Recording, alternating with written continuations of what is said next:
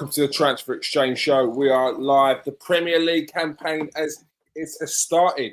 Liverpool flexed their championship muscles with a 4-2 victory against Bournemouth, making the Liverpool fans sweat as well with a 2-0 lead.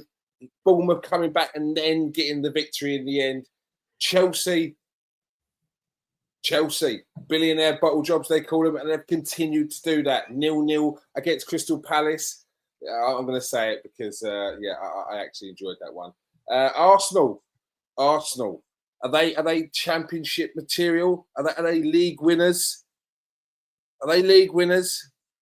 Sorry, did you want me to answer that? Yeah. No. It's all right. It's all right. No, not on that performance. Definitely not. Tottenham. Thomas the Frank Engine, they call him, and he's steaming ahead with a 3-0 victory in the Premier League as well. I'm joined by Garth and Hakeem. How are you doing tonight? Very well. Could be better, but a win would have been nice. I know how that feels. Look, we discussed that. It's the biggest game of the weekend, and it ended the way that I liked it. So it's all good. We will talk. We'll start with that one. Arsenal 1, Manchester United 0 at Old Trafford. Big game. Garth, we did the watch along. What was your thoughts first of all after the game? Manchester United played really well. There was a really poor season last season under Amorim, but there was encouraging signs by the end of the game against Arsenal on Sunday. Yeah, I mean, I'll be brief, obviously, because I've said a lot on the show, so let Hakeem get in with his. But there's a lot of false hope around Man United at the moment, I feel like, just because, again, the same issues were there, I felt, couldn't finish. We had our chances. All right, maybe King don't want to talk about it. Didn't finish our chances. Again, good saves from Raya, though. There are promising signs, but I still think, obviously, listen, we've got issues. Goalkeeper is an issue. Big issue for me. That centre midfield, I still think's weak. There's promising signs. Obviously, look, they've got a gel. It looks like the team's getting more used to the formation. I still don't like it. But we've got to put away them chances if we're going to do better than we did last season. That'd be my big takeaway from that, is we've got to put away chances if we're going to do better than we did last season. I do think Arsenal were lucky to walk out there with all three in the bag. I think we definitely should have had a penalty. I said it live at the time, but the more I watch it now, the more that's Stonewall for me. How that didn't get VAR'd and overturned as a penalty, I don't get at all. He gets nowhere near the ball. He trips the man inside the box. It's a Stonewall penalty for me. So, happy to an extent. Lots of room for improvement, though. All right. We're joined by Alexandra. How you doing? Hi. I'm good. I'm great. Just in time. We're here. We just started talking about the Arsenal-Manchester United game. Hakeem, what's your feeling at the end of it? Do you feel encouraged by it, even though there was a loss? Do you feel like there's encouragement? There's signs that Manchester United could potentially be in a better position than they were last season? But I mean, I think the first thing is it's one game, isn't it? So if we play like that every game and we pick up some wins, then there's sign for encouragement. I mean, it's very hard to take encouragement when you've lost. And it's probably a bit of an indication on where Man United are at the moment, that we're all talking about positive signs when we've got a 1-0 loss to Arsenal at home. However, last year was so bad. It was such, it was just appalling. And you didn't enjoy watching the football. Whereas yesterday, the front three played well. I think we had a bit more control of the ball than I'm used to seeing with a Man United team over the last 5 years. I didn't have my head in the hands every time we lost the ball, and we didn't lose the ball as often as we normally do. And when we did lose it, we seemed to challenge. We got back in. I don't think Arsenal had that many opportunities where you thought, they're going to score. And we had quite a few. I think we had something like 19 shots, 7 on target, which is quite unusual for us. I think there's definitely things that you can look at and say the people you've bought have done well. Dorgu played well, one of his signings. Bueno played well, one of his signings. Cunha played very well, one of his signings. Mount is like a fresh signing.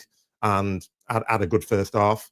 So yeah, the things that we can get excited about, but I think as Garth said, the issue is, yeah, you can have 19 shots on target, but if you don't score, you're not going to win football matches. So yeah, that'd be my summary. Good, but could do better. Yeah, Alexandra, Hakeem mentioned a few of the new signings that came in. Cunha, Buemo. What was your thoughts on their game? There's a lot of talk about how Cunha was very unlucky with a chance at a good save from David Raya. And Buemo looked sharp in that first half, especially, I thought. Encouraging signs there, at least. Yeah, definitely. I mean, it's no secret that I think Cunha is refreshing and he's like a breath of fresh air for me. I think both of them have started off really strong, and I feel like it can only get better and better. They've already played in the Prem, so they're very much aware of how to play, the pace, and what is all involved. So I have no question marks over them. I think that first game for me was. Look, it was like Christmas Day. I'm not gonna lie. I love football when it comes back around, and I love that whole excitement. And watching, especially like Cunha, when he's got his back to goal and then he turns and he's just running at people. Same thing with Mbomo. I haven't seen that for so long. So maybe I'm getting giddy because I've actually got players that can actually run at people and they've got really good quality in passing. So I think they're going to hit the ground running, and I'm just really happy. So yeah. What was your thoughts on the goal? It seems like there's a bit of a split. There's Mika Richards was saying that he thinks there was a bit of a foul in there. Roy Keane was saying that the goalkeeper needs to be stronger. What was your thoughts? What was your take on it? I think it's an amalgamation of the two, because I feel like in modern football, you know that you're going to get pushed, even football in general, and you know there's going to be a bit of argy-bargy, especially in the goal area when there's going to be a set piece being taken. So I feel like you just need to have that in your mind and be aware of that and just get out of the way and make sure that you're communicating with the players around you so that they can help cover you. I feel like that's it. It's as simple as that, really. So it's hard because when I looked at the photos and saw Mount's shirt like halfway up his back, I was like, what's going on here? But I think in that moment, it's down to the goalkeeper and players around him to really just preempt it and be proactive. So yeah. I think the goal stands and it is what it is. Okay, do you think it's a foul, or do you think goalkeeper's got to be stronger? I think, I'm sure there's a foul in there somewhere, but I think modern day football is getting a bit too soft. I think the keeper really has to just clear. Well, when it comes down to that clip you were talking about with Mika Richards and Roy Keane, I'm definitely come down on the Roy Keane side in terms of you just need to clean everything out. You can't be looking around waiting for people to help you out. You should be going and getting that ball, and if you can't get the ball, punch everything in sight. And I think the Bandir's got form for it, haven't he? He did it. It's not the first time he's done it, so it's not like I don't think it's this is a one-off. He's done it a couple of times before. I think he's just far too soft. He doesn't command the area. He doesn't go out and punch it. And the problem with that is it then makes all your defenders nervous as well. So your defenders don't defend as they would normally defend if you had a proper goalkeeper in there who's just going to clean everything out. You start getting nervous. Mount against, I think, was he on Saliba or Saliba on him? You're thinking a bit of a mismatch. I just find that weird. Turn on there. I just find that weird. Like De Ligt walked away, and I was like, "Who was De Ligt on?" And it was Mount that was on Saliba. It didn't make any sense. Yeah, but yeah, I think it's a goal. I wasn't. I mean, I think all Man United fans were just going, flipping it, Bandir again. I don't think there was any Man United fan claiming a foul at that point. Yeah, they weren't. And Garth, you've spoken about it already. You said that goalkeeper's got to be stronger there. He's got to command his area a bit more. Still sticking with that. Well, we did exactly the same similar thing to Raya later on, and Raya dealt with it perfectly. Punched it out. Geezer's 6'6" as well, nearly 6'7". Don't forget Bandir. Like he's nearly 6'7". Like he should be like he ain't massive or anything, but he ain't like David De Gea skinny when he turned up at 18. If you remember like that, he was a stick figure when he turned up.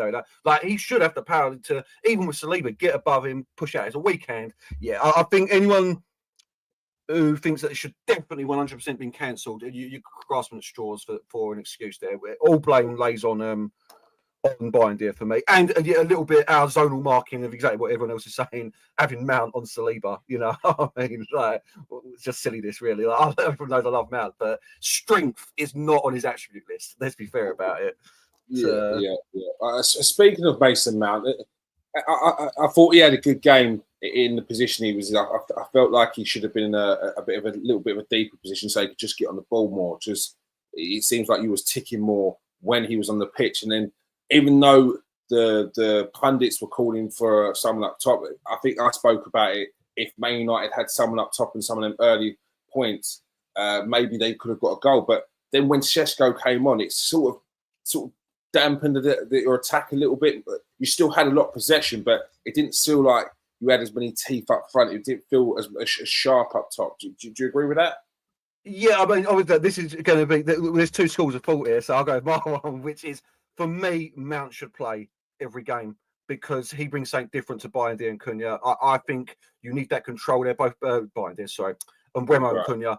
Both of those are, as Alex said, like direct running players who pick it up and they've got one thought in their mind: take on man, get into the box. Whereas Mount's a more controlled presence, in my opinion. He presses more as well.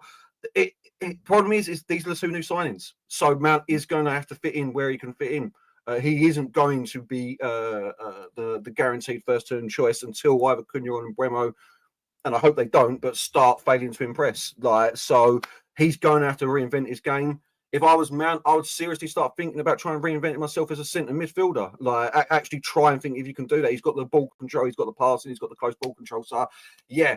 Bottom line is, Mbeumo and Cunha are going to be our starters. I don't agree with that, but I know that there is a completely different school of thought. Alex will really love it. Completely different school of thought on that one. But for me, I agree with you. I think also you got to remember Šeško, brand new as well. So we don't know how people aren't used to him. People didn't know what to do with him. So yeah, I'm not saying that because Mount come off attack started getting toothless, but I do think Mount should start pretty much.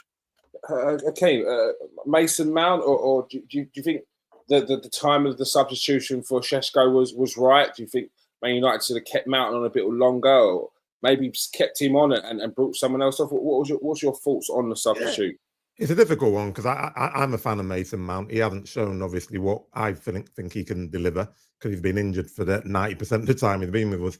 But I think he links to play well. He presses well. And with Garth, I think he's not going to get in that team instead of Cunha and Mbeumo because of what they bring, and what they bring, I think, is what Amorim wants. He wants people who can press the ball, but he wants people who can then run at players and compromise them and get them in transition. So I think Mason Mount could if they're playing, I don't know where he's going to play because Šeško is definitely going to play, isn't he? And I think that it worked when Mount was on because Mount was spraying the ball around nicely. He doesn't lose it very often, and then you got two runners off him. But I think that what we were still missing was someone who can put the ball in the back of the net consistently. Yeah. So I think you had to bring Šeško on, and I'm not going to judge Šeško. He's never played in the Prem. He hasn't had a pre-season. He's only just arrived. No one's got a clue how he plays and to link up. I think Mason Mount has been playing in pre-season and playing quite well. So I think that's why he got a start. He's like, well, that team knows how to play together, and that's why we played well. But I think that I want to find a place for Mason Mount, and I think Mason Mount is probably, if I'm really looking at it, the only place he can play is a Casemiro role, really, because Casemiro's got no legs. He's like, I was watching Casemiro running back sometimes. I thought he had a flipping sofa, a wardrobe, and a house on his back. He still looks all right, though, funny enough. Against Arsenal midfield. No, he was spraying the ball around, lovely. So the thing is, when he's deep lying and he's spraying the ball around, some of the balls he was pinging about, he's still got the ability. But the problem is, he occasionally forgets that he can't run. He goes forward, and then when we lose the ball, he can't get back in position. There's a massive hole in the middle of the park. Yeah, very, very true. Yeah. Alex, a fan of Mason Mount? Do you think Okay. I think I've asked the right question. Are you a fan of Mason Mount? Oh God, define what a fan is. Like, do I follow whatever he does all the time? And like, would I get his name on the back of a shirt? No, I wouldn't. Like I've said, I don't think he's a terrible player. It's like I'm judging him based off of what I'm seeing or what I've seen in a Man United shirt, which is bare minimum. So I'm like, what is this guy all about? Like, I'm not seeing the Chelsea that everyone's talking about. But I feel like, look, there's two types of players. Like, and he is a system player. He knows how to. That's why managers love him. He knows how to do what they ask. He knows how to follow instructions, but he also knows how to play well. I agree with the pressing side of things. He's also got the ability to score a good goal or two. That's there somewhere. So it's just like getting that out. I want to see that. But on the other hand, it's like I really love the fact that I look at the bench and I'm like, oh my God, like, and that could come off, like Mount could come off. We've got set like that to me is getting me really excited. So I think it's a good problem to have if we're trying to figure out like where does Mount come, where does Cunha like fit in, because I think they are two different players and they play differently and they offer two different things, but it could work for different games. So I feel like that's going to be the key moving forward, and leveraging those two players and putting them in the right games will be really important for us. So I'm excited all the way around, but I'm not a fan, no. I didn't expect that at the end. Did not expect that. I was waiting for it. Can I just, before we go any further, can I just throw one out to Keith and Alexander? Would you play Tom Heaton next game if Onana's not available? No. Yeah, I would. No. Oh, I would. see, I would. I'd would. Tom Heaton over Bayern Deer. No, I think it's tough. I think both Bayern Deer and Onana are probably better keepers, but Tom Heaton, from what he makes less mistakes. I saw the stat. I think it was that Onana's made 8 mistakes, which have led directly to goals, which is the most in the Premier League last season. To me, that disqualifies you from playing at any decent club. He's just doing it. He's doing it so consistently, and then Bayern Deer makes. I mean, every time he plays, he makes some stupid mistake. Maybe once he hasn't. You know, I can't. Which game was the last game of the season when he flipped in? Was it? I can't remember which team it was. Aston Villa. I can't remember anyway. Someone just skipped past him. Skip past him, and he fell over. And then he luckily got.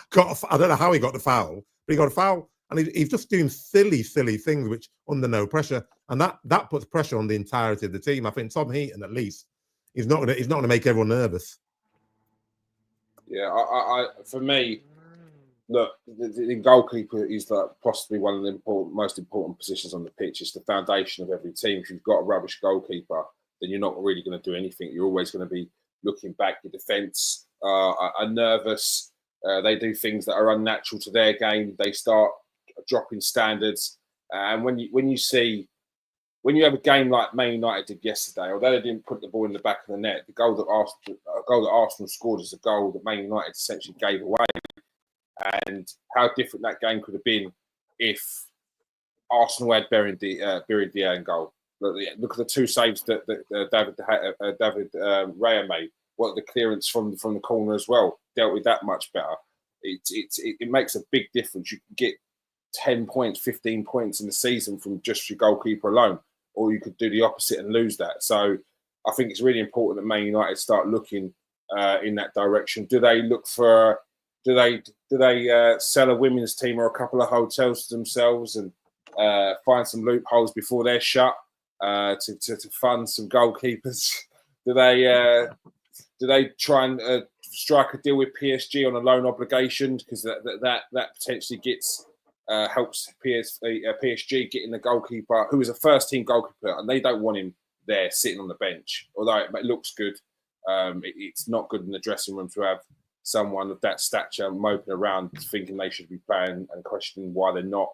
Garth, what would you do if you're Man United right now? Do you try and scramble around to get that funds for the goalkeeper, get some players out, do a loan, whatever?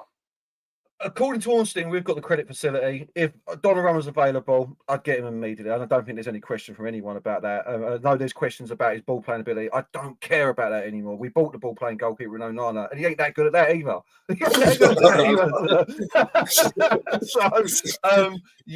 I can't lie. Apart from Donnarumma, I don't know the market of goalkeepers at the moment. I don't know if either of you two have got anyone. Muds keeps saying someone in the group, and I've forgotten his name already. There's a young goalkeeper. Belgian goalkeeper. I can't think of his name now. Stenens or something. I don't know anything about him. Is it young goalkeeper what you need though? I think he's 23. He's 23. Goalkeeper. Yeah, he's 23. So he's 26. And he's got Champions League experience. There's 26 Champions League experience. Cup finals. Listen, it's 30 mil for Donnarumma. The problem is, obviously, he can't agree a contract with PSG, and he's on anything between 350 and 450, depending where you read, a week. So you do have to take that into like we all want him, obviously, but we're going to have to absolutely rip up the Ineos. We're not paying anyone over 200 grand a week if we're going to get him. So right at this moment, if there was no funds available and we can't get the loan done, I personally would play Tom Heaton. Just because I think Onana and Bindia are, and Hakeem perfectly put it out. They're just costing us points, man. And Tom Heaton is a safer pair of hands. Is he a better goalkeeper? Probably not. He is 39, but Van der Sar was 40, weren't he, when we won the Champions League with him? So yeah. What's all this talk about possibly getting De Gea back? Because I keep seeing this. I'm like, I keep seeing that. It's got to be silly. That's just Garth. Garth is putting that story out there. anything to get these goalkeepers out. On Arsenal, since they were the team that won, Garth, there's been a lot of mixed reactions from Arsenal fans out there. Some going as far to say that they're embarrassed. Some were already calling for the manager to go and talking about, if we play this way for the rest of the season, we won't even get top 4. And then there's the side that is probably the older side, is like me, that's like, we just went to Manchester United on the first game of the season and got a win. I don't care how it was done. Like, we got the 3 points. That's the most important. Where would you stand if that was you? If you went to the Emirates and it's the first game of the season, where would you stand on that? I'd be a stag, obviously. Listen, I just, any Arsenal fan who's not happy walking away from Old Trafford with 3 points, it's a strong word, but you're an idiot. There's no two ways about it. It's a tough place to go. Arsenal have only won there 5 times in 20 years, all by 1 goal. Like at the Emirates, it's a different matter. You're beating us 3-1. Like, you score goals against us there. But at Old Trafford, it's 5 times in 20 years across all competitions, and every one of them 1-0. So yeah, you cannot be anything but ecstatic in a season where I think there's going to be 3 to 4 teams challenging for the league to walk out of there with 3 points. So yeah, I've got no time for fans saying, what was the one I saw on your TikTok page? What was it? This is a new low. Oh, it's a new low. Yeah, like, Corey, you must have been sorting Arsenal for 2 years, because you obviously weren't there for the Emery days, the end of the Wenger days. Like, the end of George Graham. Silly. You've got to be nothing but well happy with that, especially with Chelsea dropping points first game of the season as well. So, Hakeem, did you see anything in Arsenal which leads you to think they could be title contenders? As I said, it's the first game of the season, so you never know. Everyone's going to play significantly better, aren't they, as they go through the season? Mm-hmm. I think it's pretty much the same team you had last season that came second, but you've added a striker, you've added a midfielder. So I don't, unless there's going to be a massive drop off of every single player in the Arsenal team, they're going to be there or thereabouts, aren't they? And I think that people getting excited after one game, whether it's Man United getting excited because we played well even though we lost, or Arsenal playing badly and winning, I think people just need to give their head a wobble. At the end of the day, if at the end of the season, the last time I checked, you win trophies for points on the board. They don't give a trophy for the best team, the best playing team. It doesn't matter. At the end of the day, the last time we won, last time we won the league, we weren't a very good team. I don't care. We won the league, and it's a trophy in the trophy cabinet, and it's the last time we won the league as well. So you don't look back at the beginning of the season to the first game and go, oh yeah, we won the league, but that first game was terrible. I don't think it makes a difference. I think people just want to talk about something and have to talk about the performance. And actually, coming from a Man United point of view, I think one of the reasons why Arsenal weren't that good is because Man United were just a lot better. We had a lot more possession of the ball. When you haven't got possession of the ball, you can't look that good, can you? And then when we turned it over, we pressed from the front, and we had a much better defence and a much better midfield than people were expecting. So it may well be just that Arsenal thought they were going to come to Old Trafford. It'd be the same team as last year. They'd turn us over, would give the ball away a lot, and it wasn't the same. So it's probably a bit of a shock to Arsenal that we played a lot better than we normally do. So I would blame Arsenal. I think the Arsenal team had a lot more respect for the Man United team than a fair few fans out there gave Man United before the game. Talk 3-1s. I don't think people realise the history of the team when they go to Old Trafford. It's like I said, when Arsenal turn up at Man United at Old Trafford, Man United turn up, and it's always going to be that way. They step it up a gear, and they did yesterday. Alexandra, we saw Benjamin Sesko. We also saw Victor Gyökeres. It looked like he was wearing Timberland boots at some times, and he had a fridge strapped to his back, especially when he left the ball in Manchester Piccadilly Station as he dropped the shoulder. I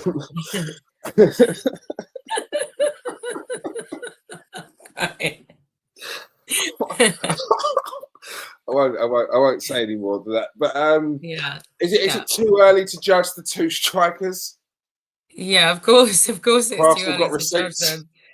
It's too early, but I'm gonna put it out there and say that I think I've got the better of the two. I'm not gonna lie. I feel like my one looks pretty good out there. So I'm actually really super impressed. And I feel like the Gyökeres thing, he's got the abilities. He scored for you in a game that you played recently. So that's there. And he's got the service. He can have people around him that are going to be able to create for him. But yeah, I wasn't blown away. I was actually underwhelmed by his performance at Old Trafford. But I think again that's acclimatizing to the Premier League. Like even Ekitike was saying how fast the game is and how he got cramps after 60 minutes because it was like, whoa, it's a whole culture shock. So I think you just let him settle in. It's day one. They've got the win, so that will give him a bit of confidence. And I think he was getting in and amongst it. But I'll tell you, Sesko, I like the way he moves. I like just his whole positioning, just the presence, the strength that he has. I just feel like he's gonna do something. I love that how he can jump so high, and I think he's gonna score. I know it's gonna come, so I feel like I've got the better of the two, but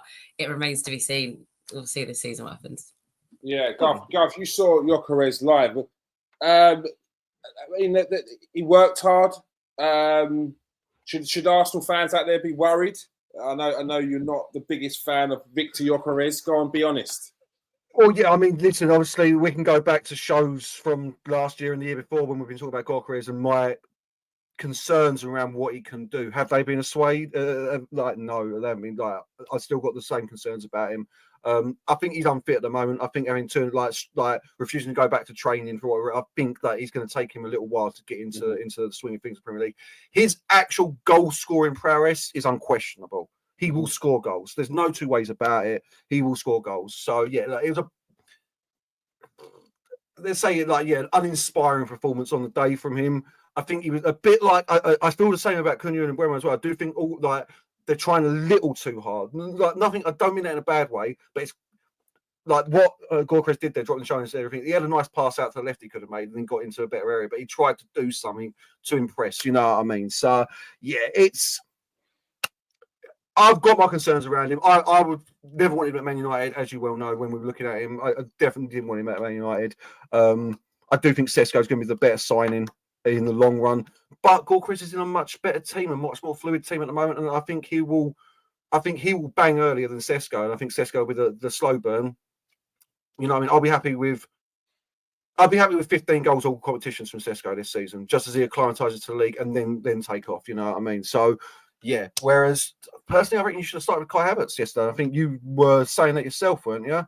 Yeah. Let's bring Gyökeres on like 30 minutes to go. So because Kai looks like he's hungry. There's no two ways. Like he looks hungry. So he's not just for the nutrient bars either. No, he's bulked up out of nowhere. Like he wants it. So quickly, let me ask you: were you impressed?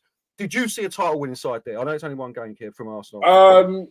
Look, I saw a lot of resilience. I saw some solid.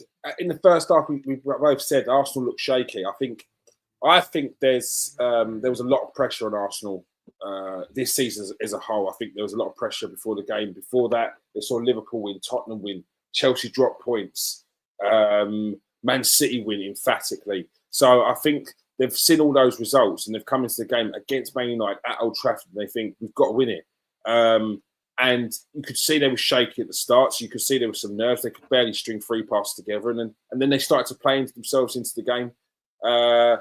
Then they got the goal, and it was looking like, okay, this could be it. We could start doing a few bits here. You even said, look, the triangles are getting Arsenal moving into good positions, but then they didn't capitalise on that. We had a few opportunities. We had chances to break forward and get chances on goal, but they didn't really materialise in the final third, which was the story of our day. And I think after that, it gave Man United a bit more confidence to get back in the game. They got the foot on the ball again.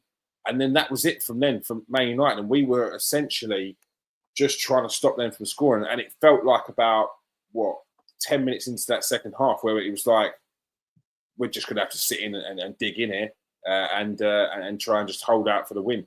And you can see that when there's 6 minutes of injury time and Kai Havertz is trying to take the ball into the corner. I'm like, no, mate, you can't be doing that with 6 minutes left. I've seen how this goes. You need to try and score another goal. So, look, I think it's too early. Look, Arsenal have to compete for the title. Otherwise, Mikel Arteta's banged in trouble. So that goes without saying. But I like the fact there was a lot of resilience. It looks like Gabriel and Saliba by the end of the game have gone back to their self. And because one thing you could see with Arsenal is they get back into position so quickly after they try and break. And they're so solid. The amount of times they throw themselves into the ball, and it's not just flinging yourself. It's their time in the tackle, their time in the blocks. And yeah, but by the end there was a lot apart more. From the penalty, you mean? Like that. You mean apart from the penalty? Leeds 0, Everton 0. Still. He's doing nothing finger. I didn't see it. I think you got hearing issue. I was just checking the score of the football. I thought he was asking. Yeah, look. At the time, I was like, never. Then when I was on Match Today, I was like, oh, I'm so glad. We were lucky. Arsenal were lucky. When you talk about to try and win the league, you need your luck, and we got it on day 1. 100%. We got it on day 1 with the goalkeeper making a mistake and Calafiori putting it in the back of the net. There were plenty of blocks and they were timed well, and that one wasn't really timed well from Saliba, and we were lucky there. So look, if it was the other way around, I would be screaming to high heaven that was a penalty, and we'd be saying excuses FC again, as they call us. But it wasn't to be. We got the win, and yeah, that's all that's important right now. We're going to Leeds, and I expect to see a lot better performance. Don't think we're going to see the finished article. I'm still expecting to see a little bit of rustiness because me and Garth spoke about it. I don't think Arsenal played enough pre-season friendlies, and I think we're seeing that with the level of rustiness. So yeah, look, it remains to be seen. 5-6 games in, if we're seeing performances like that, I think there's going to be a bit of trouble and questions need to be asked. But right now, I'm happy with the 3 points. And then we go into Leeds on the weekend, and hopefully we can smash them to pieces, which I'm sure you'll be happy about as well. Another team, the league champions, Liverpool, with a 4-2 victory against Bournemouth. They could be relegation fodder this season after having their defence absolutely decimated. 4 players from a very strong Bournemouth team. And now elsewhere, Liverpool themselves, Real Madrid, PSG, and one of them is at Arsenal as well. So they could be in trouble. But they did well to pull it back after Antoine Semenyo with a brace. But there's a few good things that we saw at Liverpool. Garth, do you see a championship winning team there with Liverpool? Virgil van Dijk looked a bit off key a little bit, but Mohamed Salah showed why it was a priority to get him to sign a new deal there with the final goal after Chiesa brought him back in it. Yeah, it pains me to say it. I'm sure it pains everyone else to admit it, but they bought well. You know, I mean, whatever I think of Frimpong, the rest of them, even Frimpong's decent. The players they've bought are all top quality ballers by the looks of things. I think Slot done them in by making the substitutions on the 60th minute that he did, putting Endike right back and taking Kirkes. Like weird substitutions to make. He obviously got too comfortable with that 2-0 lead. But then when they had to put it out of the bag, they pulled it out of the bag. You know, like a lot. I've been saying Bournemouth, I'm worried for them. Obviously I live down here. I'm very worried for Bournemouth. But they put up a fight. But yeah, Liverpool. Yeah, if they click, I mean, Alex will be able to give more testimony to Verts better than I can. But from what I've seen of him at Liverpool so far, he isn't producing what I know he can produce, which is one of the best players in the world at his age, as well. So once he starts firing, I think if Ekitike keeps this up, 2 goals in 2 games. Oh God, dude! Honestly, it's physically making me ill being this nice about them. Like, yeah, they're title contenders. No, I've been a team to beat them and City for me. are the teams to beat this season. And Liverpool being champions, they've done it now. They've got it. Like you learn from that. You keep it rolling. Yeah, Virgil van Dijk for me is a worry. He's definitely lost a bit of pace. And if it's true what you were saying, what I'm hearing elsewhere, if Konate goes, they could be in trouble. If Konate goes before the start of the window, that could represent something like if they don't get Gay in, could be bad. But at this moment in time, yeah, definite title contenders. It's disgusting. Alex, you're a big fan of the Bundesliga, and obviously so are Liverpool by bringing in 3 of their signings from the Bundesliga.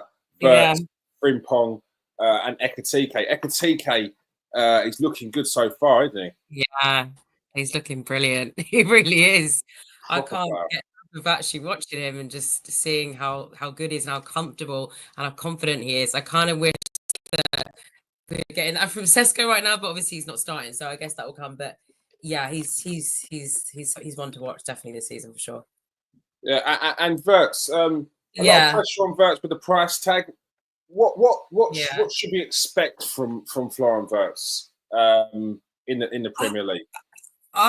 For me, I feel like he's got Gakpo, he's got Salah with him, so I feel like he's really, really good at progressing the ball, and he's really good at making really through the line passes, and he's really good at scoring goals as well, and he's good at like linking up the play between those wingers and all the forwards. So I feel like that quality is there. I think that again, it's like when I watched him in the what was it? The Community Shield. I thought he had a better game there, but then this time around, it just wasn't coming across so clearly. So I feel like he still has a lot to offer, but it's just going to take its time. I think it's a new league, and he has to get used to it, the pace. And I feel like just give him time. Like he's like a magician. You'll see. I believe it's gonna come through. But again, it's hard for me to say this because obviously he's playing for my arch nemesis. So it's like I'm super excited to see how he does, and I want him to do well. But at the same time, it's like I'm at the detriment of my team. So it's really, really tough. But he is a really exquisite player, and I just want that. I want that to come out more. But it's one Prem game. We'll see it. Hakeem, for 125 million euros, potentially raised to 140 million euros. There's a lot of pressure on Wirtz to do well this season at Liverpool, and a lot of eyes are going to be on him. A lot of haters are going to be watching week in, week out, ready with their daggers by the end of the season, pointing out that for all that money, are you getting your money's worth? What should they expect for him for that sort of money? What goals, assists, like what number, what tally would you put on that to say that they're getting value for money in his first season? I think I'm not going to be like Alex and Garth because I'm going to be a proper Man United fan. Firstly, I hope Gokre's absolutely flops. I'm hoping that Wirtz. I'm hoping that Wirtz is the second coming of Jadon Sancho. So I am praying they flop and flop hard. I'm not interested in them doing well. I'm not excited about them at all. But I mean, if you're a Liverpool fan, in all seriousness, you've obviously bought someone for 100 plus million to do what he did in the Bundesliga, haven't you? So you're expecting the same sort of numbers. Unfortunately, if you come for that sort of money, people are expecting you to do what you did last season. No one's going to give him a year to bed in, because all they'll be talking about is the price. He scored. How many scored? He scored about 20 goals last season, near 20, didn't he? And he had more than that in assists. Yeah, his numbers were off the charts anyway. And so people are going to be expecting that as a return. And the problem with that is if you don't get off to a good start, the pressure starts to build because then everyone just starts talking about your price tag. Every match, it's your price tag. And then it becomes more and more, you start trying to do things that you wouldn't normally do in your natural game. But to be honest, even if Wirtz doesn't perform, Liverpool have got a solid team. They've got strength in depth. They've got pace all over the bloody pitch. They work for each other. As Garth said, I think the only weakness is their defence. And they obviously realise it, which is why they're going hard for Gay. So which I hope they don't get. But yeah, it gives me palpitations because it reminds me, I grew up in the 70s, and this reminds me of the 70s whereby Liverpool have just smashed the league and then they've just gone out and spent loads and loads of money on some of the best players in the world. It's terrifying, to be honest. And then City have strengthened as well. So the only cloud on that, the only silver lining on that cloud is that means that Arsenal are probably going to crumble as they normally do, because I genuinely don't think they're as good or have got the same strength in depth as Liverpool or City. Yeah. I'm trying to be positive. Yeah. You're the host. You've got to be unbiased here, mate. You know what I mean? Yeah. Look. Gyökeres is an Arsenal player now. He's got my full support. You know where my stance on that. My priority was always Benjamin Sesko. He just looks like a tidier player, technically really good, like a physical specimen. He's like an athlete. See his leap. Twice I've seen him put his leg in the air like Louis Spence to bring down the ball with snow in it. Like what the hell? Whereas so I'm impressed by that. Look, Gyökeres works hard, and he's going to have to do well in the Premier League. I think he'll score goals, so he'll be all right. And we've got Kai Havertz there anyway, so yeah, we'll be all right.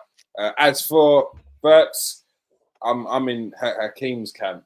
Look, I'd like to see him do well, but not well enough for Liverpool to win the league.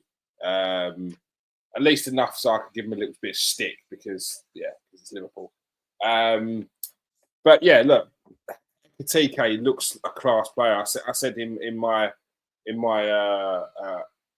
video about the three strikers that Liverpool, Man United, and Arsenal bought. I thought Ekitike is a player who could look like Bambi on ice 1 second and the regen of Henry in the second. And so far, I haven't seen the Bambi on ice yet.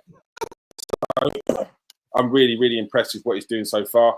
The question is, do they bother buying Isak? Do they try and bring in Isak? What would be the point? Alex, if you was Liverpool, would you be trying to bring in Alexander Isak now still? Yeah, of course, because you can never have enough like firepower up front. I feel like they would be untouchable, that team, if they had Isak in there. They would be scoring for fun. That team would be stacked, and it would be like what like United had back in the day when we had like the same like for like in every position. But like what City had like a few years ago. So why not? I feel like go for it. They should. Anyway, no, actually they shouldn't. Sorry, Man United. No, they shouldn't. No, they shouldn't. I'm just being neutral right now. Do you think it would stunt Ekitike's growth if they were to bring in Isak though? No, because I feel like that's friendly competition. That's going to make you want to work. Well, it should do anyway. It should make you want to push yourself harder to be the number one. That's like having competition like that. I think is fantastic for every player. I think it's good to have that. And just on that note as well, Isak's got. I don't know how many games he missed last season, but each season he has a reasonable amount of time off with injuries. He's not a 38, 40 game a season striker. I haven't checked his stats, but I know he's definitely had 8, 9 games out at a time each season he's been there. So I think you have to have a second striker, even if you had him in. Oh, okay. So Garth, what would you do? Would you be looking to bring in an Isak even with Ekitike there? If I'm in Liverpool's position right now, I think fundamentally I need to go and get that centre back. So if it comes down, so it really comes down to finances on that front. But of course, I mean, we're talking about the best striker in the Premier League last year, ain't we? Pretty much. You know, I mean, I know Haaland's still knocking about. The man is a bagsman. There's no question about it. He's an absolute bagsman. So yeah, I'd still get him in. I do think that it would then. I mean, it really comes down to the mentality of the player. I don't know Ekitike at all. But I do know that if I was brought in as the main striker for Liverpool, and then 2 weeks later they're like, "Oh no, we're bringing Isak in," it would dent me a little bit. So I mean, listen, I'm not worried if Ekitike doesn't fulfil his potential or not. But yeah, if you're a Liverpool fan, you want Isak, don't you? Because if you get the Isak that has been playing at Newcastle for the last 2 years, yeah. And like Alex said, I mean, that's almost guaranteed league title unless Man City do something. It almost did, you know. I mean, with everything else they got, if Verts starts piping up and being well good like he's meant to be. If Kirkes and Frimpong fit in perfectly, like they're going to be phenomenal. So yeah, I would get him. I think the price is a little high, but that's just the way it is now. I've got to get over there. Like I keep saying to myself, I'm an old man, And these prices are just mental to me now. You know, they're mental money for these players. But that is, Man United paid 71 million for Mbeumo, and if he's worth 71 million in the modern market, then Isaac definitely is worth over 100. So yeah. So what would you do if you're Newcastle? Look, they're struggling to bring in players of any quality anywhere near an Alexander Isaac. They're trying to buy players that would potentially be his understudy or his rotation player or players. But they're not getting anything near. What do Newcastle do? Back in the Champions League, they're hoping to push up in the league that they did last season. Unless Liverpool meet the valuation, I wouldn't sell. And then I'd get on the phone to my owners and be like, Daddy Saudi, take Isaac for 150 mil. Because you can't say he ain't worth, you know what I mean? Like, they're paying X amount for this player. So, yeah, and if you really want to leave, mate, Saudi's your option. That's it. Unless Liverpool meet our valuation, we're not selling. You've got 3 years on your contract. Like, and if you want to sit like, but that's the heart rule in the head there, because I'm getting bored with players going on strike. I'm getting bored with players, the player power getting too much. The head, business acumen, says, listen, if he's refusing to play and Liverpool offering whatever it is, sell him. But yeah, the heart for me, let him rot on the bench if he's refusing to play, and don't sell him for any less than you want.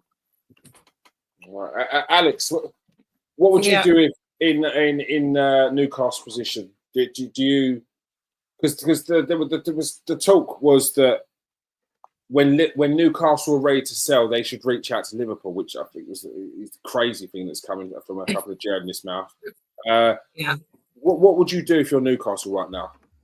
But I mean, don't they have like that new director of football or someone that came in after we took theirs? And so that person's meant to be really good and picking players. I feel like, look, I'd rather just sell the player. If they don't want to play for me anymore or the club anymore, I'm like, okay, you can go, the door's there. Because there's no point. Like, because I would just see that as money. Like, we're paying you like 300, whatever it is a week, and you're just sat there and it's just, I don't know, for me, it's just not the best. But we've had these situations before, like especially like Harry Kane, when he tried to make a move to go to City, and then they were like, sorry, you're in a contract, you can't move. And then he ended up sulking for a bit, and then he ended up playing again. So it could be one of those things where even though they're like, okay, you've got to sit on the bench for a bit, they'll probably end up having to play him because it's Champions League. So it's going to be up to him. Is he going to sit and sulk once the transfer market closes, or is he going to just play and just do what he needs to and then hope that he can move in January or move in the summer? But yeah, I don't particularly like when players do this stuff and force moves, like Weiss is doing it at the moment as well. And it's like, it's just not good. It doesn't look good on the player either. But I think they should just sell him and just cut their load and get that money, and then they can buy loads more players if people do want to go there, because it doesn't look like it at the moment. So that seems to be the problem. That's the problem. I tell you the other thing sorry, the other thing bad about with this situation is he come out late in the day saying, I want to leave. And Ekatike's gone. Yeah, I think so. I think he saw Liverpool get Ekatike, Arsenal get Gyökeres, and then he was like, well, I need to get my move. And like, Man City obviously got Haaland, like, where am I going? Like, I need that. I think the agent has really done him a disservice here. Yes. And the problem is that it leaves Newcastle in a bit of a bad position, because there is no one that can get him apart from Liverpool by the looks of things. No one else really needs him or wants him. That's the wrong way to say it, wants him, the money to buy him. But the main replacements that you would have got in to replace Isaac are gone now. And I think that's why Man United stepped up with Sesko. So I wonder if we would have left it another year for Sesko.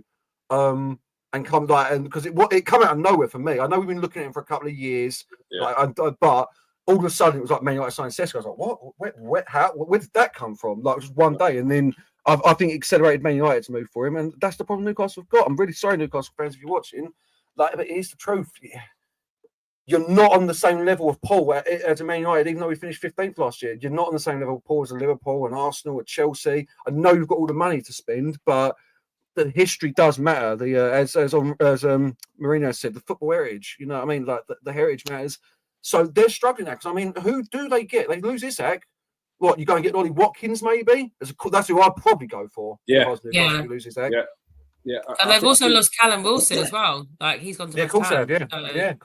Good shout. So they're Isaac really done him a disservice there with how late in the day he was like, no, because it was first of all, I want to explore a move, and now I'm on strike. Like, it's poor from him, to be fair. Yeah, it is poor. Manchester City. We'll get on to Manchester City. 4-0 victory. Haaland back on the score sheet with 2 goals. Renders looking sharp with a goal and an assist, both footed, coming from the Serie A. He's hit the ground running there, and Ryan Shirky, I think a lot of fans like the look of him and like that, but the value of that buy as well. And he's already coming with a goal. Manchester City firmly already affirming the fact they're going to be back in the Championship race. Rodri not even playing, but he should be back soon. They've got to be up there for title contenders. They've got to be like certainly with Liverpool up there as one of the favourites, surely. Garth, sorry. Yeah, no. So is it Garth? No, Yeah, go I ahead. I was literally saying this today. Because I watched the highlights and so I didn't watch the full 90, but from what I could see, I was like, wow. I was like, geez, I know it's Wolves, but I was like, Nori is looking real good in that blue shirt. He's class, and I feel like how do you say his surname? It's Tijani. Is it Reinders? Is it Reinders? Yeah, it's Reinders. Yeah. Yeah, he's hit the ground running. Like that goal and that assist. I mean, the passing, just the way that they just weave together now. And I feel like they look better than I saw them. Obviously, last season was horrific. Great to watch, but horrific for them. But I feel like they're back, and just Haaland and the goals again. It's like I can just see them just going on a run, and just being really tight and compact and just bulldozing everyone. Maybe that's just, new season excitement, but what I watched, I was like, okay, they mean business now. I'm scared. They do. Yeah. Look, is it that everyone's looking at Arsenal and saying, look, this is the season they have to do something? They're looking at Liverpool and saying they're their league champions and they've brought in some really good signings, and people are completely ignoring the Manchester City team with Pep Guardiola, who have Haaland, who didn't have Kevin De Bruyne and had an aging Gundogan, and they've replaced him with players who are a bit more in physical and more physical peak. Look, it adds a little bit of a different dimension to those positions that they're taking on. Maybe Shirky's not as good as a Kevin De Bruyne in his prime, but where was Kevin De Bruyne last season? Reinders, like, he's coming to the Premier League, and one of the players who wasn't that great last season, although he's a top player, he's Gundogan, because he was getting his legs seemed to have gone. And he was making mistakes in the end. And this is about Rodri. Garth, are people dismissing Manchester City at their peril? At their peril, mate. Took the words out. At their peril. I agree with everything Alex said. Like, they just look fluid. They look strong. Like you're saying, that is without Rodri as well in their team. Because Nico Gonzalez is good, but he's no Rodri. He's no Rodri. You know what I mean?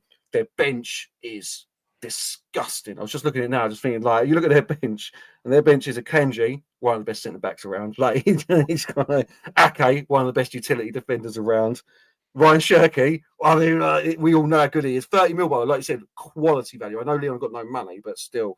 Gundogan, that's a great last 15 minutes. I know, like, you don't want him starting every game, but 15 minutes to see out a tight 1-0. Yeah. You know what I mean? Fantastic.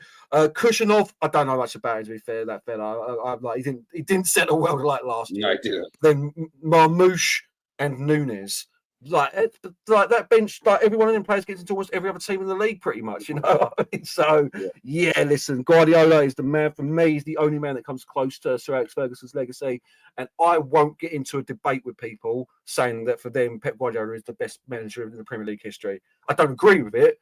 But I won't get into that debate because he's got his stats as well and everything else. Like, I understand that opinion. Like, so the couple of the young players coming up now as well. Like, not young, but Oscar Bob. We've been seeing him for a couple of years now. We know he's going to do well. Rico Lewis, still questions, but still decent. Like, man, and of course, Nico Riley said he had a good end to the season last season as well. Yeah, and I didn't put Haaland in my dream team there. So I'm fuming. I didn't put him in my dream team. I was like, I'll try a gamble. You know, I could do better. I know what I'm doing. Like, everyone puts him in. I'm going to get the points from elsewhere. We always do that. Bang, points. I'm going to be different. Going to be different. You're trying to test him, mate. He's banging 35 this year. So I've got to find 14 mil now out of this team to get him in there. You know, so I know it's a hard one. It's hard. I would have Salah. Yeah, you got to have Salah. I had Ekatike in there though, so that made a difference. In second, but Reinders, mate, like, when they signed him, I was like, that's a baller signing. He is every part of his game. Now, he isn't the best at anything, but he ain't a jack of all trades either. The way I'm saying, No, he's a champ 15 on a lot of stuff, isn't he? Honestly, exactly that, bro. Honestly, mate, he is just so good. Like, he's going to be a real big piece of their puzzle, especially when Rodri comes back. And in that midfield, he's going to be Reinders, Rodri, and Bernardo Silva. Like, what about Foden? What is he coming back? Like, what's Foden? I forgot about Foden as well. That's what I mean. This team is stacked. This team is a joke. Yeah. I think Doku and Bob on the wings will be the bench players. I think you see Marmoush and Foden start when everyone's fit, personally. But I could be wrong there. Yeah. It's, that team's... yeah. You know what? Man City for the league, I think, actually. Like, based on their team, based off one game, I know I said Liverpool as well, but Liverpool got a lot of players that need to step up immediately, I think. Like Havertz. I'm not saying he can't do it, he can. But I don't 100% agree with Hakeem on you don't get a season to bed in. You get somewhat of time to bed in. You can't expect him to just rip up immediately. He's still got to put numbers up, but I think, like, a bit like what we had with Paul Pogba. Now, that went the other way, but the first season, we were all like, we're the best. But we saw glimpses, and then obviously it went downhill. If he has that season and goes up, it was not going to be questionable. But yeah, goalkeeper, Trafford. Do we have any questions about James Trafford at all? Yeah, look. I didn't realise he originally came from Manchester City. Went to Burnley, and has been at a team which has been peppered with shots. So that's a different type of football. So he can make good saves. Good shot stopper. But then in the Championship, it was a team that was pretty much dominating in that league and doing really well. He's a good goalkeeper. He's always selected for the England team, even when he was in the Championship, which usually says a lot. He's got a similar bedding into what Aaron Ramsdale had, where he went down with a team and that kind of thing. Look, I think he's a good goalkeeper. I was quite surprised that they went for him in the end because it looked like he was going to Newcastle, so Newcastle got dealt another L there. But yeah, look, he's a solid goalkeeper. They've got a solid defence around him. So for his first season in, he could have a lot worse defence than they have around him. And their backup as well is solid. So he's in a good place. Yeah, I think he's a decent keeper, but it remains to be seen how he does when games are quiet and he's got to make a save in the 80th minute, or he's got to it's not even just a save, it's gathering a ball from a corner, keeping the rest of his team calm around him. How does he deal with it in that situation? How does he deal with the games, the derbies against Manchester United, the big games against Liverpool, Arsenal and Chelsea? How does he deal with those sorts of games? So, yeah, it remains to be seen how he does, but I think Trafford's a solid goalkeeper, young, and I think they're fought pretty well. But I still stand at that. I was surprised that they went for him, and I thought they would go for someone maybe a bit more established and a bit more of a bigger name. But yeah, fair play to them to go and stick with their roots and bringing him back to the club. Yeah. Now on to Chelsea. 0-0 draw against Crystal Palace, and there's a lot of talk from Chelsea themselves, a lot of talk online after winning the Club World Cup and the Conference League, European Conference League. Big talk in the season that they're now ready to sort of fight for the league. Where do you see that, Alex? Chelsea, a bit underwhelming yesterday against Crystal Palace. Not taking away, I think, from Crystal Palace, because they've had a really good end to the season last season and winning the FA Cup. They a good pre-season and won the Charity Shield against Liverpool. So they're no mugs. But Chelsea would have been looking to get a victory at home in their first game of the season to sort of start that league title campaign that we've been talking about. Yeah, I mean, I didn't watch the game, I'm not gonna lie, but I feel like Crystal Palace are definitely buzzing, and I feel like they're on a high after winning that Charity Shield and then winning the FA Cup. So I feel like they've just got a bit more fight about them. I feel like even though Chelsea have just come off of the Club World Cup win, maybe that bit of a break or just winning that, they're just sort of like thinking that it's in the bag. I don't know. I need to like actually sit and watch their games again. I thought that Cole Palmer was gonna be doing bits this season because he had such a good Club World Cup game, and then they've now got João Pedro and they've got like these new players, so it's injecting a little bit more I don't know, I guess like energy into the club, but it's not working so far. But again, it's like day one, but it's like unless you're gonna go into the Prem like how Liverpool have, like how City have, like how Arsenal have with the 3 points, it's like kind of like sets the stall a little bit, and you're kind of having to like catch up. So it remains to be seen. I will like have a little look at their games at some point, but yeah, I didn't see that one. Garth, we saw João Pedro get a start, Gittins get a start. So they've got a few new signings already on the pitch. I know you're not a massive fan of João Pedro, but do you think they've bought well in the summer? Do you think they've bought well or enough to count themselves in that campaign, the title chances? Sorry. I think they've got enough to count themselves inside for a title challenge. But I don't personally think they've bought well. I'm just looking at their side because again, I didn't watch the game. I watched the highlights though, and I tell everyone, unless you've got sleeping problems, don't watch that 7-minute package because it is dead ball. Or that goal should definitely have stood. Like that's a silly rule that is, but that's a different conversation. I'm looking at their team and I'm like, haven't you spent $2 billion over the last couple of years? And this is the problem Man United had a couple of years ago. Like you're looking at our team and you're like, where is the money gone?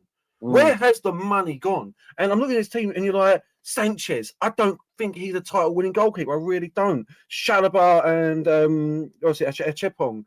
I know obviously Colwell's out injured, but I don't even think Levi Colwell's that banging. Like, apart from their midfield triangle, Fernandes, Casido, and Palmer, I don't really rate a lot of their team. I don't rate Pedro Neto. I don't rate Gittins. I don't know much about. Alex, maybe you know. Again, we've been from Germany. Maybe you know more about him, but I really don't. And João Pedro, like none of that screams. Just looking at it on paper, none of it actually screams title-winning team to me. That really doesn't. So, yeah, we'll see. Obviously, but that highlight package is awful. I can assure you of that. the Palace game. Yeah. So Maresca came out the other day after the injuries of Levi Colwell. And he essentially stated that the final had 90 minutes in the middle of three, one of the worst halves for us. Balashi, Conference League final first half was losing 1-0. We changed it with Levi and we won 4-1. It's not the same. The ones in the middle is so important. Absolutely throwing the players that he does have in under the bus. Do you think he's played the youth player with Chalobah to sort of prove a point, to make it known to the Chelsea ranks that he needs new players to come in? What's your thoughts on that? Do you think he's been a bit harsh on the players that he's got there? Wesley Fofana is on the bench. He wasn't a cheap player. Gerald Hatto's been brought in. Yeah, and Hatto's decent as well. I'm surprised he didn't start him. Like Hatto for me is the left-sided timber, bro. Honestly.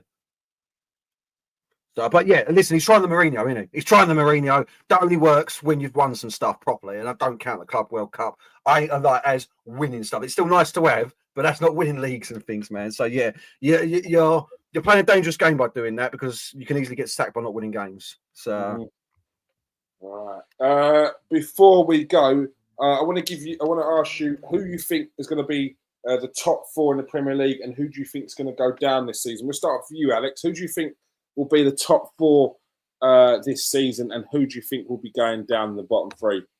So I'm saying it's going to be City, Liverpool, Arsenal, and then if Spurs get Eze, Spurs will be fourth. And then I feel like it's going to be Wolves, West Ham, and Burnley that are going to go down this season, sadly. West Ham, yeah? Yeah, Wolves, I don't think Graham Potter knows what he's doing there. I really don't. I don't think he's that good of a manager. I really don't. And then with Wolves, I feel like they every season they're coming up, and then it's like they're not doing enough. And I feel like because now they've lost Cunha, they've lost a few players. I feel like it's just going to be the same thing again, where they're going to go down again. So yeah, unfortunately, I think it's going to be those three. And are there any dark horses out there that you think might have a solid season this season? I think Palace for me. I'm just thinking they're going to like literally potentially be Europa League or like getting into that space position again because they're flying. But again, if they lose Eze, because I love that three of like Eze and Mateta and Sarr, I feel like they're just so good together. But Crystal Palace are good. They always can find like a replacement in it, and it just seems to work with the team. And I think Glasner's doing exceptionally well. I think Sunderland as well. I was like, damn, Sunderland's kind of coming in and coming strong, and I feel like they've got really passionate fans and like their ground's really tough. So that's going to be one to watch throughout the season. So I think they're like my dark horses at the moment. And I think I've said Spurs as well because I feel like Thomas Frank is such a good manager, and I think that I'm watching them play now, and I'm just like my eyes open a little bit. And I'm thinking, okay, I know it was just Burnley, but I feel like if they get Eze and they have him in their system, I feel like it's they're going to do that. So yeah. We won't talk about Spurs in this show. Sorry. Even though I'm meant to be neutral, and this is a neutral show. You can only go so far, though, Kid, can't you? I don't like the fact that they've got Thomas Frank, and they actually look really, really good. It's actually, and if they get Eze, there could be a bit of a problem this season. They could be one of them teams. But I don't think they're going to do bits, but I think they get into Europe, and I think they could be one of them teams that take points off of some of the big teams. So it'd be interesting to see how that one goes. And I think Sunderland as well. Like I agree, Sunderland are a team that I think away from home, playing away at Sunderland is going to be a big problem. I had Sunderland to beat West Ham in that first game. First of all, I don't rate what West Ham are doing. They can't score goals. And going to Sunderland first game of the season, that would have been an absolute cauldron down there. They would be absolutely going mental. They'd have been preparing from the night before. I saw a few Sunderland fans at the playoff final the day before, and they were getting ready for that final on the Friday, and the game was on the Sunday. So so yeah, they were fully prepared for that one. Some of them didn't make it. Some of them didn't make it to the Sunday. In spirit, like literally in spirits, they did. Yeah. And Garth, who have you got in your top four, and who have you got going down? Before we had the Man City talk, I was Liverpool winning the league, but now, like looking at that squad, realizing they've got no Rodri and Foden in there, like that's just crazy. Yeah, I'm with Alex. It's Man City for the win. I think for the league title, which, oh god, it's disgusting. Isn't it? I've got to choose between Man City, Liverpool, and Arsenal. What am I meant to do? Well, none of them winning it. Not the Forest to win the league. You know what I mean? Miracles. All the way home. No, yeah. City to win the league. Liverpool, Arsenal. Man United in fourth. I'm going to throw it out. Whoa! I'm going to manifest What? Clip it. it. I'm manifesting it. Oh my god, that's weird. Manifesting as well. What is this woke nonsense? No, obviously not.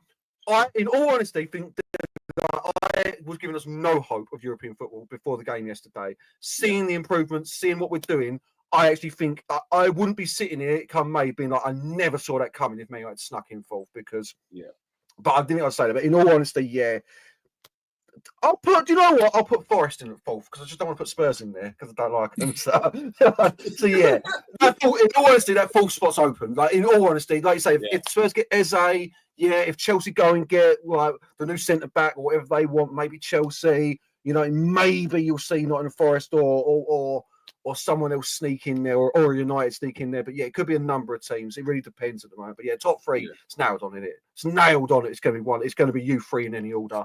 And relegation, I've got Burnley definitely. They look weak. Yeah. Like poor. I've got West Ham also weak, and then I've got Bournemouth because I think they're in trouble with what they've lost. And I said that a while ago, didn't I? You know what I mean? But Wolves is not a bad shout. Like honestly, it's the same thing. Bournemouth lost a good lot of their players as well. Wolves lost, so I could see that being a fight. And I know you're a bit different, Kid, because you got them as dark horses, but I've got Everton being down there as well. I really have. So, yeah, I've got Everton being down there as well. All right. So, all right. Who have you got your dark horse? Everyone's saying Sunderland, and I get that. I do, 100%. I'll go Leeds on that one as well because they're a strong unit of a side. Like they could easily get a good few results at home against the big boys and maybe sneak up into that top 10 and have a push for a Conference League towards the end of the season. I don't think they'll make it, but they're they've got a solid unit of a team. Like it's one of those teams. There's nothing special in there, if you know what I mean. But Sunderland's is there 100%. I was surprised at how good that they've done in the transfer market. They've done very good, like good business. So they look like they've got a few players that like a little bit like Brighton. I'm not saying they're going to be selling players for 100+ million, but I feel like they've taken a risk on a few youngsters around Europe that if they look like they could do well in the Premier League. They've got all the ingredients to do well in the Premier League, and when you're in that environment in Sunderland, everything's feel good in that stadium, and they probably bring that sort of atmosphere to away games as well. So, yeah, look, I think Sunderland. I've got Sunderland to stay up. I'm sticking definitely Sunderland staying up. Bournemouth are worried for. We spoke about it previously. That they've lost four of their defenders, and they've replaced them with players that are just like when you're sending new players. One goes to Arsenal, one goes to Real Madrid, one goes to PSG, and one goes to Liverpool, it's always going to be a downgrade from there. And they've been absolutely decimated. I do seriously worry for them. I think after seeing West Ham, I don't think they go down, but I think I've got them 16th. I think Graham Potter didn't impress me since he's come in. He didn't impress me at Chelsea. He seems to go to teams and they don't score goals, which is a real problem. You need to be able to score goals. You can't be conceding 3 goals against even if you lose that first game to Sunderland, you can't be conceding 3 goals in that, and they're banging trouble. But I think they might just have enough, probably because they end up sacking him. The squad is enough, just about. But one of my mates, who's 16 older, he obviously weren't up at Sunderland. His first thing he said to me over the headset was, "Mate, that's a relegation side right there. They're just not playing well." So you could be very right there if the manager goes and they get someone else in to work with that. Because you look at that first team. Tadebo's decent, Kilman's decent, Aguard's decent. You know, Ward-Prowse and Rodriguez in the centre. They're all Premier League players. The youth that they've got left wing back could be a good player, so watch out for him.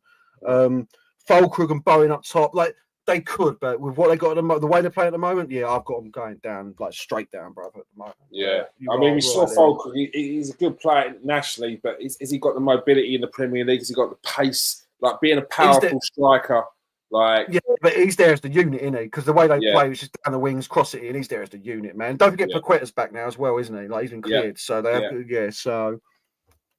Yeah, well, it's going to be a tough one. As for, I don't even like saying this because it means me not saying that Arsenal will win. If I do say it, I'm a deluded Arsenal fan. So look, if I'm going off the first weekend, this is all I'm doing it off, it's Man City. They're the team to beat. Negative Arsenal fan. Don't back your team. Don't back your team. Wait, you spent 1 billion. You've got to back your team. You've spent 1 billion. You've got to back it. You're going to win. You've got to say it. Look. Manchester City look like a team to beat at the moment. I do think Liverpool are going to have a lot of ups and downs. Look, it's Liverpool and they've got Salah. And as long as they've got Salah, he'd bag 40 GA a season. He's an absolute freak. He's one of the goats of the Premier League. So while they've got him there, they're gonna do well. But I think they're gonna have a very up and down season. And I hope with Arsenal's consistency, they will be in and amongst it as well. But it would mean that Gyökeres will need to start fitting in. I think. Look, he didn't have the best game against Manchester United, but I think people are going to be over the top. I think he will score goals. Anyone that can score goals in the Championship like he did, we've seen the record. Ollie Watkins, Ivan Toney. You can score goals in the Championship. You'll score goals in the Premier League. Even Pookie scored goals in the Premier League when he was at Norwich. When he was came in from the Championship, so he will score goals. And once he does get those first couple of goals, I think his confidence will come up. You saw yesterday it was a team where they're just not used to where he should be and the timings of the pass and the runs that he should be making. So I think again, people are just too quick to sort of either bash Arsenal players that didn't pass to him or make them passes, or bash him for what he did on the pitch. So I think Arsenal will be in and about it. That full spot, like you said, it's full of if, buts, and maybes, isn't it? if certain players bang, if Tottenham sign Eze, if Tottenham sign Eze, I think that would be a bit of a problem for a lot of teams. Man United, after seeing them yesterday, I'd say Everton and Man United are probably the dark horses. I had Man United as 7th, so back in Europe, and I can't really, I'm not really going to adjust that in terms of putting them lower off of seeing what they did yesterday. But that goalkeeper issue, I think, will lose your points, and that doesn't matter whether you've got the man who was in yesterday or Onana in goal. They're gonna lose your points. They're just those sorts of goalkeepers. So unless you change that and bring in someone, I think it will be around 5th to 7th for you. And Chelsea, so underwhelmed with what they did. I think their best hope of getting in that top four spot is being flat track bullies. Cole Palmer banging goals against teams outside of the top 4, top 6, which is what he's been doing for the past few seasons. If he could do that again, they're being amongst it. Yeah, I could see them just being underwhelming. I'm looking at their team, and like you, Garth, I'm looking at it and thinking, where has your money gone? You keep on chopping and changing these players. You sold Madueke to Arsenal, and Chelsea fans are laughing at Arsenal about buying their rejects. But then you've replaced him with an 18-year-old Brazilian who's got no Premier League experience. You've replaced him with Gittins, who, okay, he might have looked good at Dortmund. Is that going to translate in the Premier League? It didn't with Sancho, and Sancho absolutely smashed it in that league. So, yeah, that remains to be seen. Neto's one of them players who looks like he does the business, but on paper, his stats, I don't think they match up to what the hype is around him. So there's a lot of pressure on the new players that come in. João Pedro, I think, again, another player who's grossly underrated in Nicholas Jackson. I think he's been treated very, very poorly by the fans, very, very poorly by the club. The way they're sort of trying to get him out and replace him with João Pedro. We saw what João Pedro does at Brighton. He was points. Danny Welbeck was playing ahead of him, and João Pedro was coming off the bench. So,